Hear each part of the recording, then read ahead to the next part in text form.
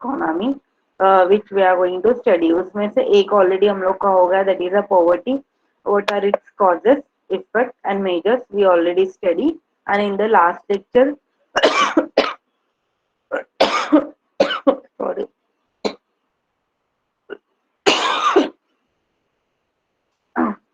in the last lecture we started the income inequality also. Can anybody tell me what is mean by income inequality? Income inequality का meaning, definition and causes हम लोगों ने study किया था। Now today we are going to start the consequences and measures of income inequality. Can anybody tell me what is mean by income inequality?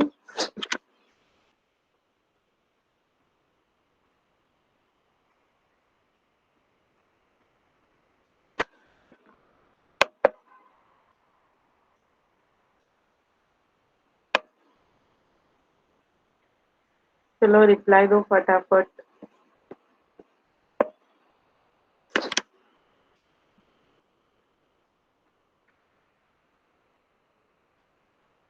Income inequality also known as the economic inequality।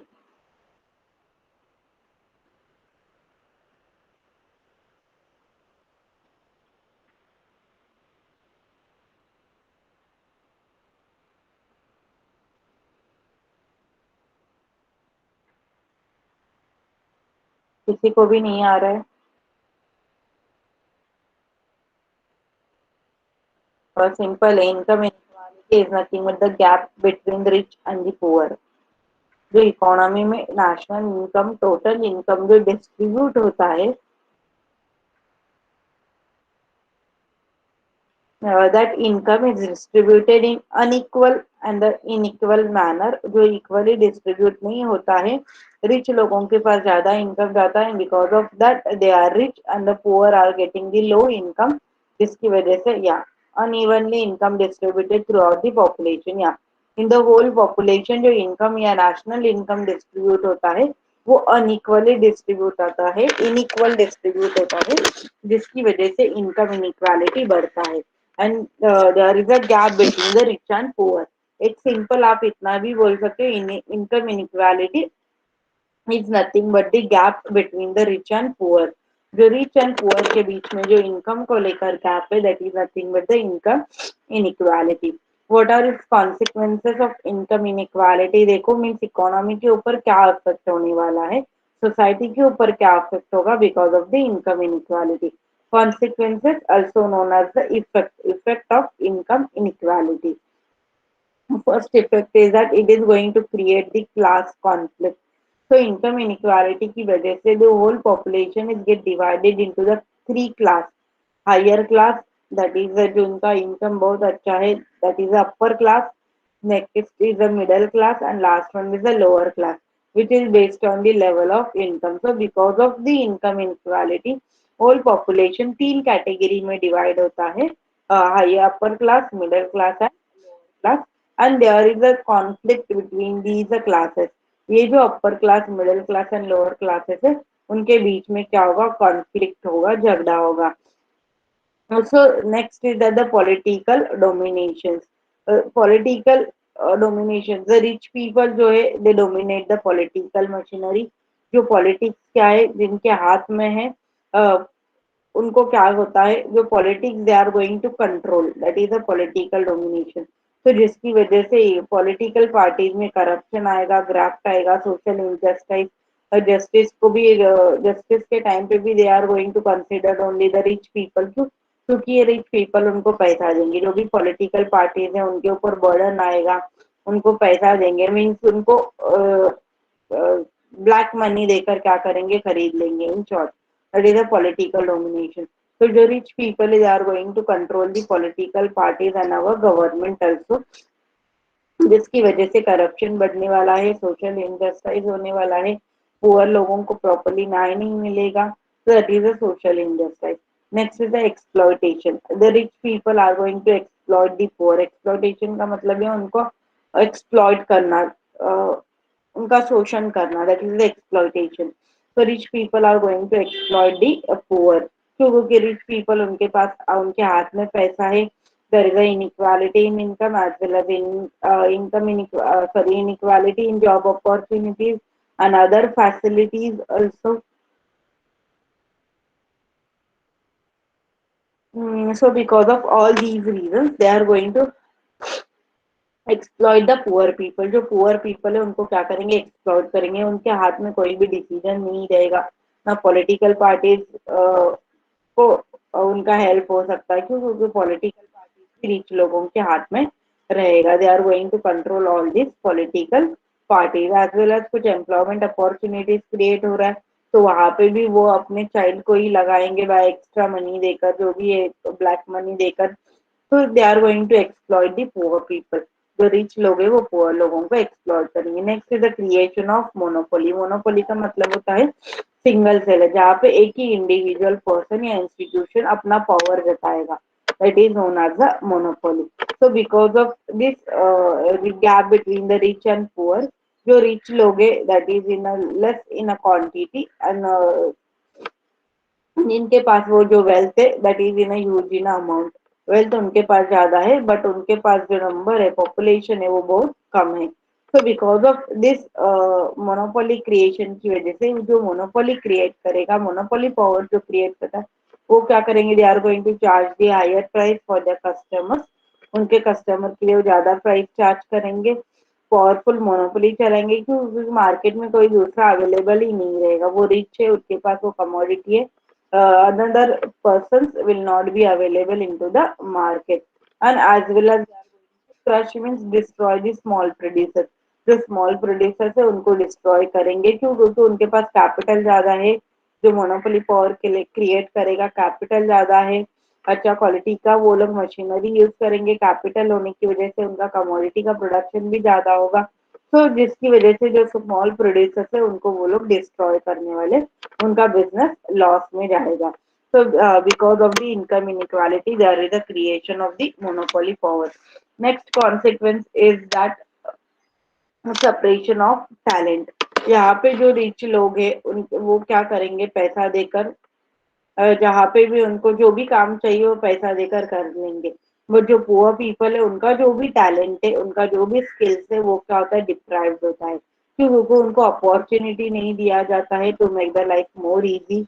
Employment opportunity नहीं दिया जाता है, उनको deprive किया जाता है क्योंकि उनके पास पैसा नहीं है।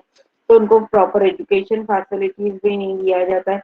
तो जो भी उनके पास टैलेंट है, स्किल्स अवेलेबल है, वो क्या होता है, वेस्ट होता है। That is a separation of talent. Next is undemocratic. As you know, India is a democratic world, but ये तो नाम में दिया है, but there is a huge gap between the rich and poor. की वजह से, गैप होने की वजह से political equality is in favour of the economic inequality only. पहले क्या होना चाहिए, पॉलिटिकल पार्टीज को सपोर्ट करना चाहिए, उनके हाथ में सफिशिएंट राइट देना चाहिए, तो ही जाके इनकम इक्वालिटी हम लोग अचीव कर सकते हैं, या इकोनॉमिक इनइक्वालिटी। बट ये डेमोक्रेसी की वजह से क्या होता है, जो रिच लोग हैं एंड पुअर लोग हैं उनके बीच में जो गैप है वो और इंक्रीज होते जाता है, एंड जिसकी वजह से इनकम इनइक्वालिटी या इकोनॉमिक इनइक्वालिटी और बढ़ने वाला है। Next is a moral degradation.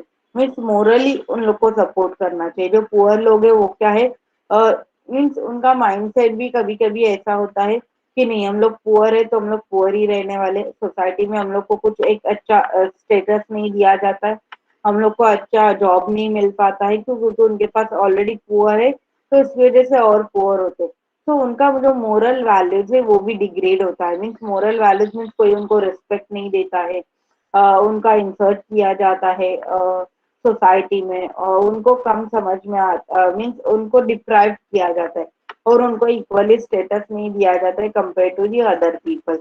तो that is a moral degradation. Means उनका जो मोरल वैल्यूज है वो कहीं पे तो लॉस होता है, डिग्रेड होता है। तो जिसकी वजह से इनइक्वालिटी और बढ़ता जाता है, और उनके माइंड में भी गलत माइंडसेट होता है कि हम लोग पुअर है तो सोसाइटी में हम लोग को कुछ इम्पोर्टेंस नहीं है, कोई हम लोग को इम्पोर्टेंस नहीं दे रहा है, एज वेल एज उनको कंसिडर नहीं किया जाता है in the important economic decision also. So it promotes the capital formation. तो पुअर की वजह, पुअर का नंबर ज्यादा होने की वजह से क्या होता है, कैपिटल फॉर्मेशन भी कम होगा. What do you mean by capital formation? Which is nothing but the saving get converted into the investment.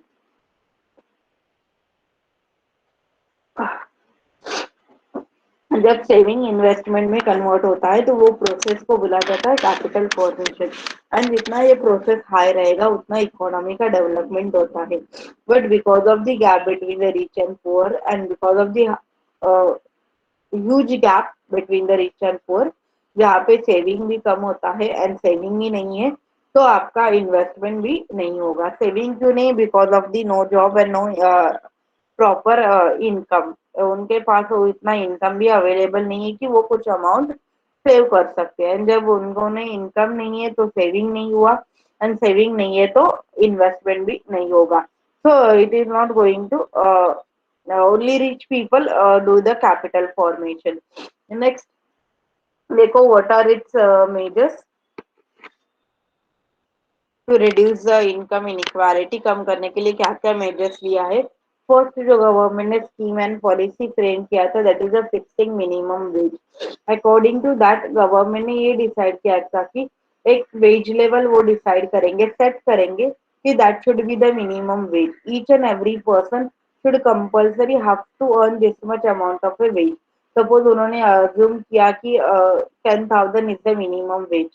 ये मिनिमम स्टैंडर्ड ऑफ लिविंग पाने के लिए उन्होंने 1948 में मिनिमम वेज एक्ट पास किया था, जहाँ पे उनका मेन एम क्या था? हर एक इंडिविजुअल सिटीजन को at least the person is going to earn the minimum wage, जो उसको बेसिक नेसेसिटीज फुलफिल करने के लिए रिक्वायर है. तो सपोज उन्होंने मिनिमम वेज डिसाइड किया 10,000, तो इकोनॉमी में ऐसा एक भी पर्सन, सोसाइटी में ऐसा एक भी पर्सन नहीं रहेगा कि जिसका इनकम 10,000 से कम है. वो minimum wage level each and every person को कंपलसरी अर्न करना ही करना है through the job opportunities and through the government schemes जो भी है उसके थ्रू. तो फर्स्ट पॉइंट क्या था? Fixing minimum wage. तो 1948 में fixing minimum wage act pass किया गया to give the minimum wages to the poor people, agricultural labourers and the farmers. उनको एटलीस्ट मिनिमम वेज देने के लिए ये फर्स्ट स्कीम लॉन्च किया था. Second is the social security. तो एज यू नो उनके पास इनकम कम है, they are the lower class people और द पुअर पीपल है. तो उनको गवर्नमेंट को सोशल सिक्योरिटी पर्पस के लिए फ्री एजुकेशन देना चाहिए, फ्री मेडिकल फैसिलिटीज देना चाहिए, free maternal leave, free maternal facility देना चाहिए, उनको ओल्ड एज पेंशन देना चाहिए, उनको अनएम्प्लॉयमेंट बेनिफिट देना चाहिए. मीन्स उनके पास जॉब नहीं है, अनएम्प्लॉयड है, तो उसके और क्या क्या बेनिफिट है वो देना चाहिए. दे आर दी सीक, तो उनको सीख है, पुअर है, तो उसकी वजह से उनको फंड प्रोवाइड करना चाहिए, कॉम्पेंसेशन देना चाहिए, पीएफ देना चाहिए थ्रू द वेरियस स्कीम्स को, इंश्योरेंस प्रोवाइड करना चाहिए. तो ये सोशल सिक्योरिटी. गवर्नमेंट को पता है कि वो लोग पुअर है, वो लोग कुछ जॉब वो लोग कुछ कमा नहीं रहे हैं, उनको जॉब नहीं मिल रहा है, इसलिए गवर्नमेंट को क्या करना चाहिए? सोशल सिक्योरिटी पर्पस के लिए उनको डेवलप करने के लिए सारे फैसिलिटीज उनको देना चाहिए. एजुकेशन देना चाहिए, मेडिकल ट्रीटमेंट देना चाहिए, पीएफ देना चाहिए, ओल्ड एज पेंशन देना चाहिए, उनका इंश्योरेंस निकालना चाहिए, और मैटरनिटी बेनिफिट्स देना चाहिए. तो ये सारा social security schemes government should be give to the poor people, क्योंकि उनको इनकम सफिशिएंटली अवेलेबल नहीं होता है उसकी वजह से. Next is that the equality of opportunity. उनको जो अपॉर्चुनिटी, न्यू अपॉर्चुनिटी जो इकोनॉमी में क्रिएट होता है, तो either in terms of the job हो, in terms of the education facilities हो, या in terms of the medical treatment हो, ये जो अपॉर्चुनिटीज क्रिएट किया जाता है ये सारा अपॉर्चुनिटीज इक्वली डिस्ट्रीब्यूट होना चाहिए. That is the equality of opportunities. ये सारे अपॉर्चुनिटीज को उनको क्या करना चाहिए? इक्वली डिस्ट्रीब्यूट करना चाहिए. That is the equality of opportunity. So जितना भी अपॉर्चुनिटी इकोनॉमी में क्रिएट होता है that should be equally given to the higher class and the upper class. जो भी upper class, sorry, upper class and lower class जो है उनको इक्वली अपॉर्चुनिटीज क्रिएट करके देना चाहिए. Next is steeply graded income tax. तो यहाँ पे ये इनकम टैक्स सिस्टम है, स्टीपली ग्रेडेड इनकम टैक्स, जहाँ पे according to the grade government has to charge the income tax. According to grade means जिसका लेवल ऑफ इनकम या earning ज्यादा है उसको हाई टैक्स, जिसका level of income and earning कम है उसका लो टैक्स, जिसको बोला जाता है स्टीपली ग्रेडेड इनकम टैक्स। तो government should follow the steeply graded income tax, जहाँ पे according to the grade and according to the level of income जितना वो अर्न करते हैं उसके अकॉर्डिंग उनको टैक्स चार्ज करना चाहिए। तो जिसका इनकम ज्यादा है, higher the income higher will be tax, and lower the income lower will be the tax. तो आपका मंथली अर्निंग या टोटल इनकम कितना है उसके अकॉर्डिंग टैक्स सेट किया जाएगा। Next is high taxes on luxurious goods. जो लोग रिच लोग है, लग्जरियस कमोडिटी कौन परचेस कर सकते हैं? ओनली रिच लोग जो रिच है। लग्जरियस कमोडिटीज में आएंगे, फ्लैट्स आएंगे, बड़ी बड़ी महंगी कार्स आएंगे, ज्वेलरी आएगा, कॉस्टली ज्वेलरी, डायमंड का, ज्वेलरी का। तो ये सब क्या है? लग्जरियस आइटम्स है। तो ये लग्जरियस आइटम्स के ऊपर टैक्सेस ज्यादा चार्ज करो compare to the necessary items. Necessary items में क्या आता है? फूड ग्रेन से, मेडिकल मेडिसिन से, ये सब नेसेसरी आइटम है जिस जो ईच एंड एवरी वन को कंपलसरी चाहिए। तो गवर्नमेंट क्या करती है? जो लग्जरियस आइटम्स है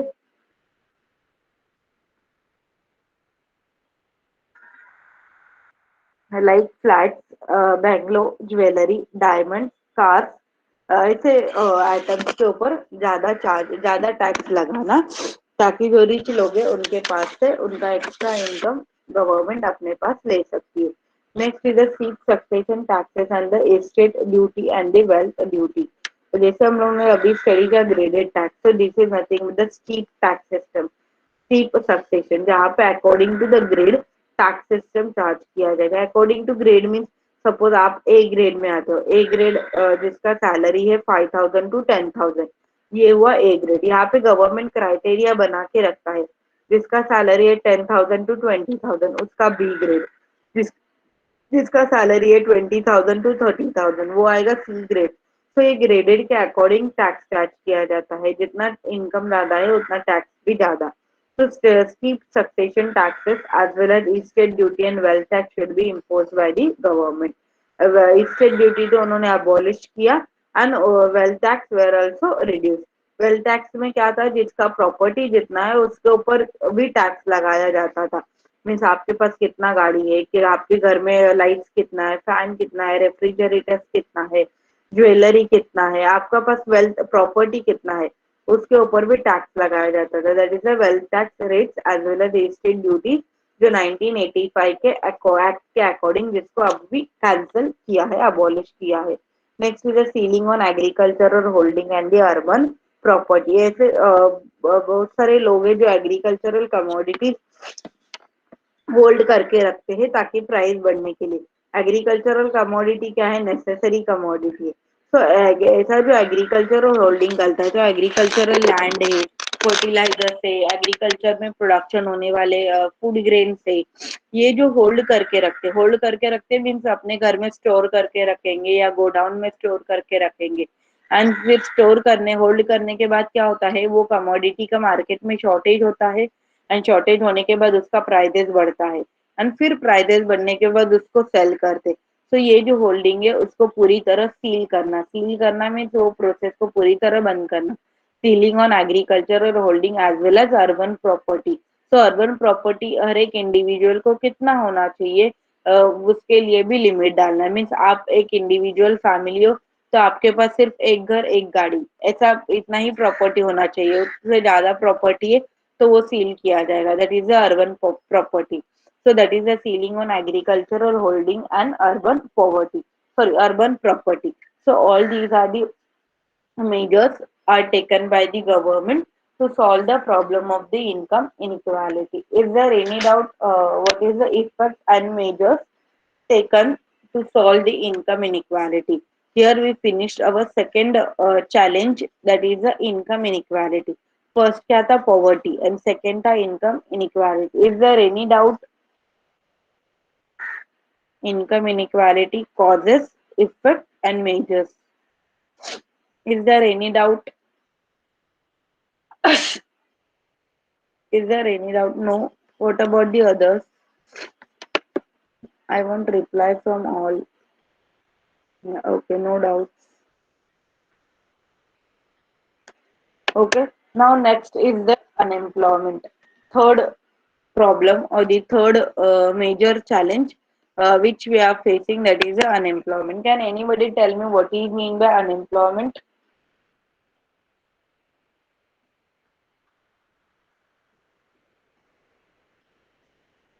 Poverty means हम लोग ने देखा the person who is unable to consume 2250 calories per day, उसको हम लोग ने as a poor consider किया.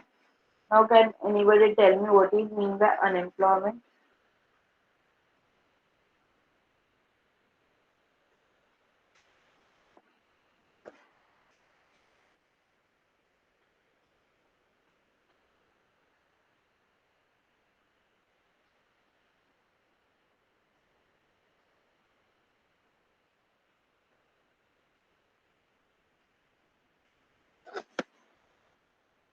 Third major challenge or the third cause,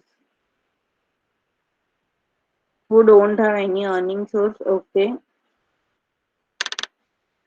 जिनके पास कुछ भी अर्निंग सोर्स नहीं है वो भी हो सकता है आपके ओन वर्ड्स में.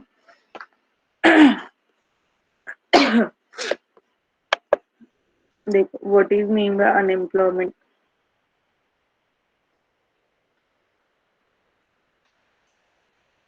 Yeah, see, unemployment is a situation where people are able and willing to work but not getting job, that is known as the unemployment. एक पर्सन जिसके पास काम करने की इच्छा है, means he is able to do the work.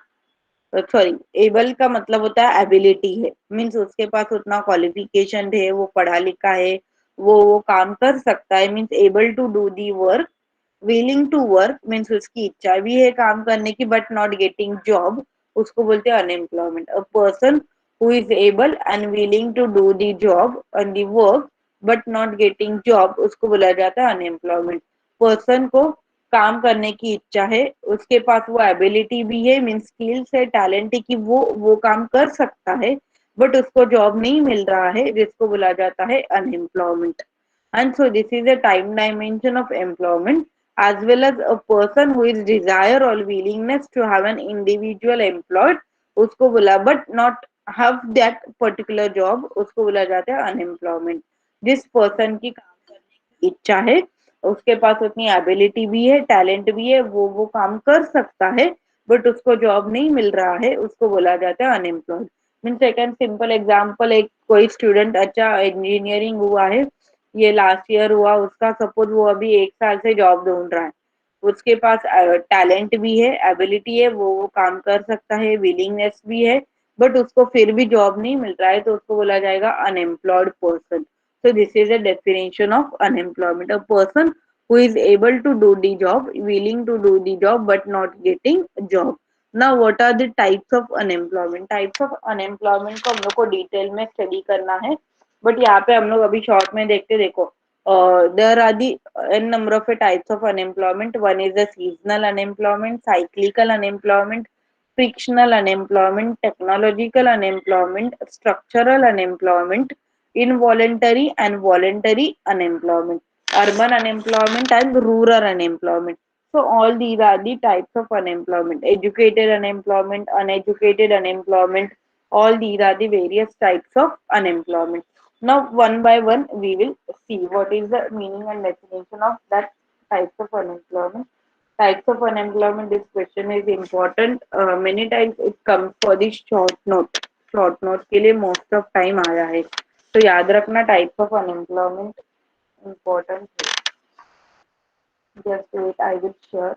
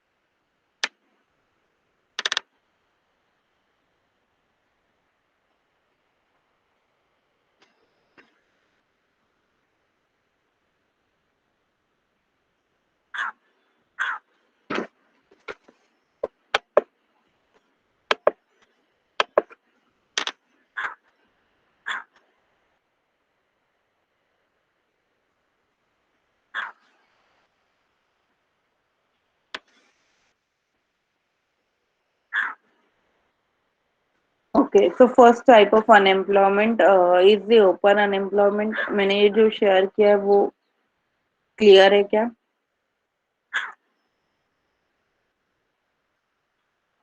मैंने photo जो शेयर किया है वो क्लियर है क्या? Yes ma'am.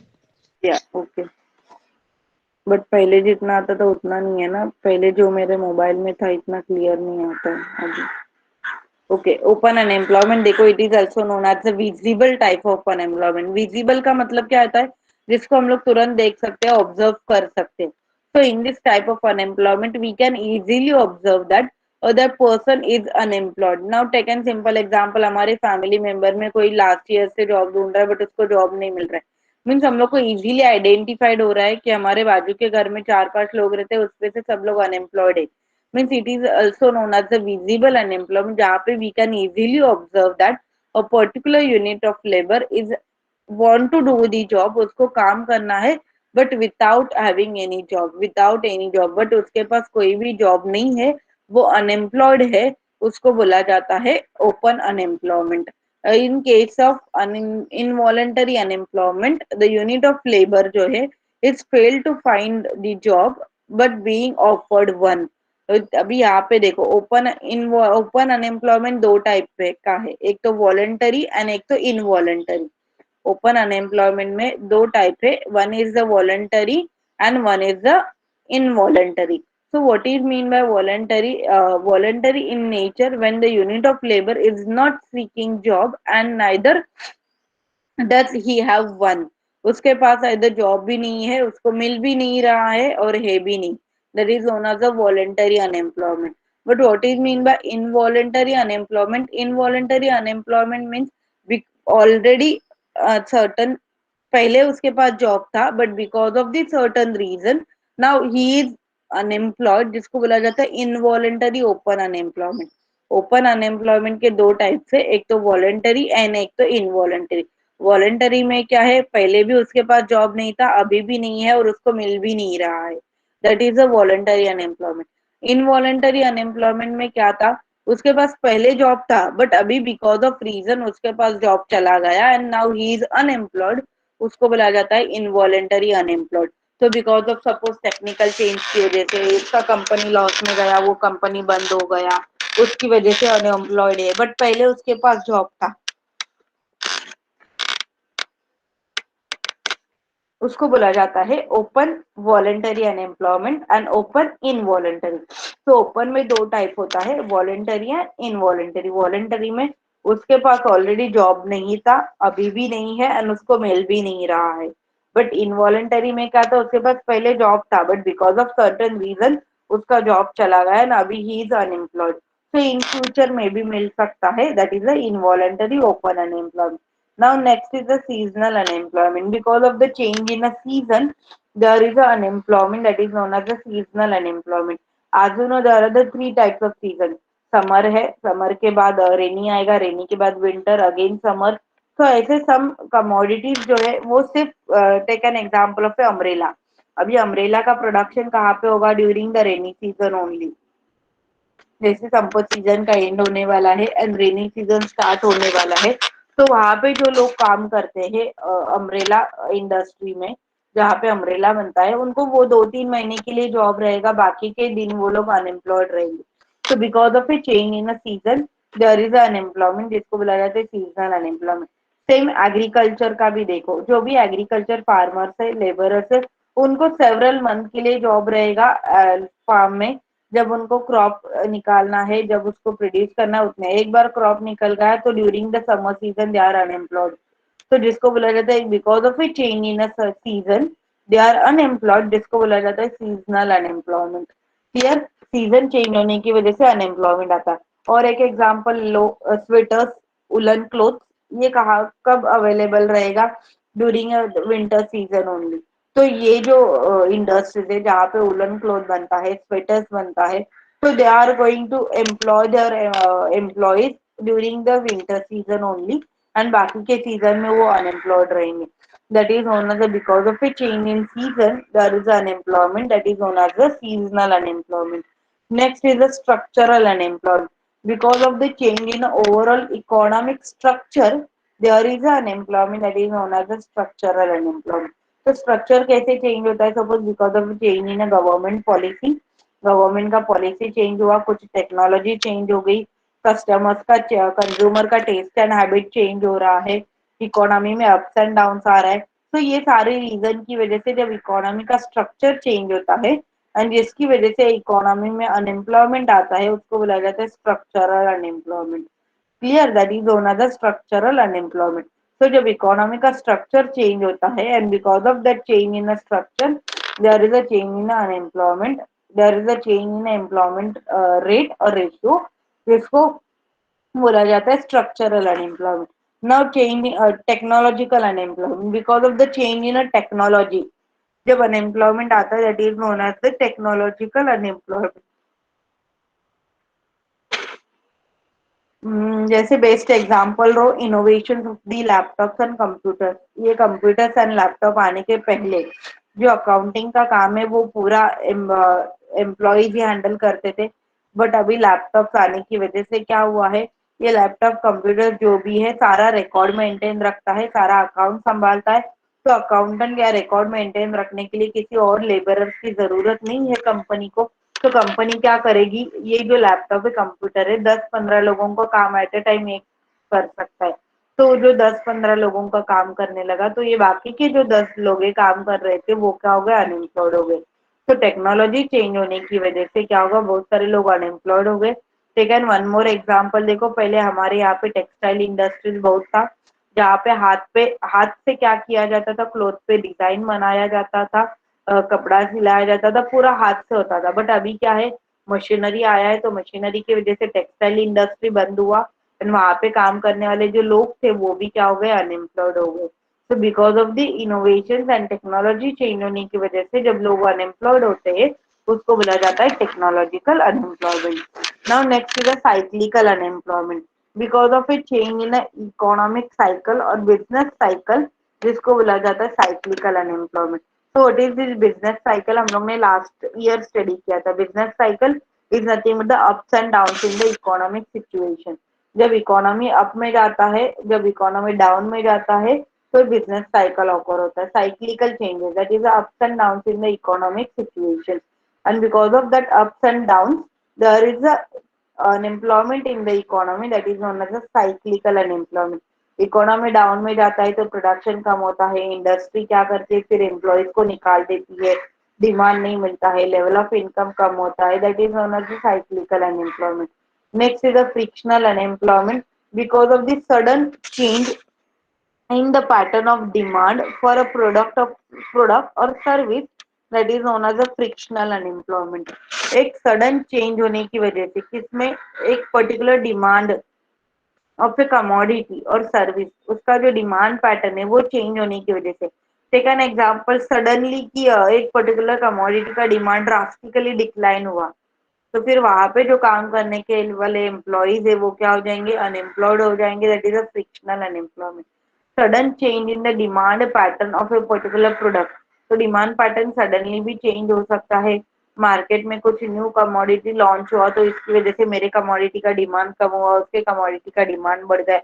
तो ये क्या है, सडन चेंज है, जो अनसर्टन है, जो पहले पता नहीं था कि मार्केट में आ सकता है। So because of this sudden change जब अनएम्प्लॉयमेंट आता है इकोनॉमी में, जिसको बोला जाता है frictional unemployment. Now next is the urban disguise unemployment. Disguise unemployment it is occurred in the agricultural sector only.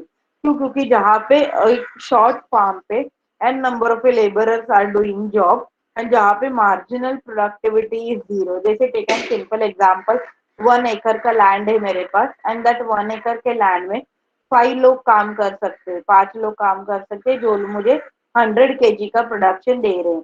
But अभी जैसे मेरा फैमिली पॉपुलेशन बढ़ते जा रहा है, जिसकी वजह से पहले 5 लोग थे, अभी 6 हो गए, 6 की वजह से 7 हो गए, 7 की वजह से 8 हो गए।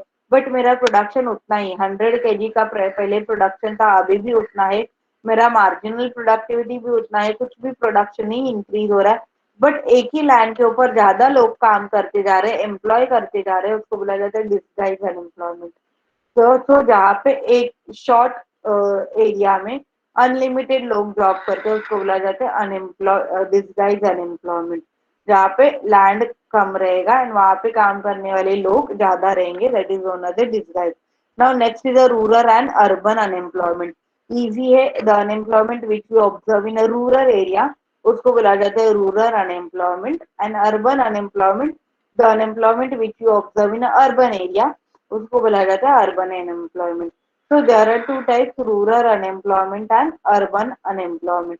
जो रूरल एरिया में ऑब्जर्व होता है वो हुआ रूरल अनएम्प्लॉयमेंट, एंड जो अर्बन एरिया में ऑब्जर्व होता है उसको बोलते हैं हम लोग अर्बन अनएम्प्लॉयमेंट।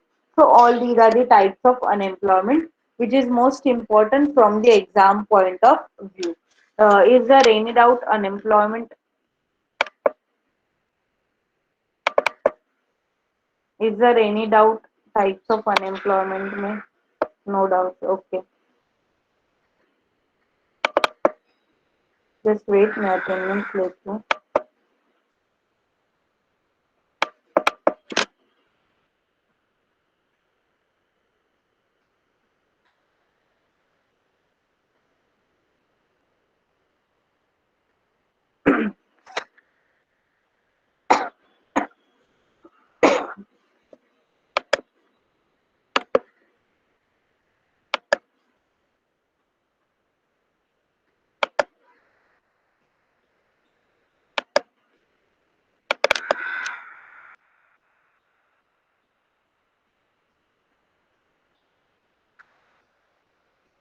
आज का डेट क्या है? 19। ओके।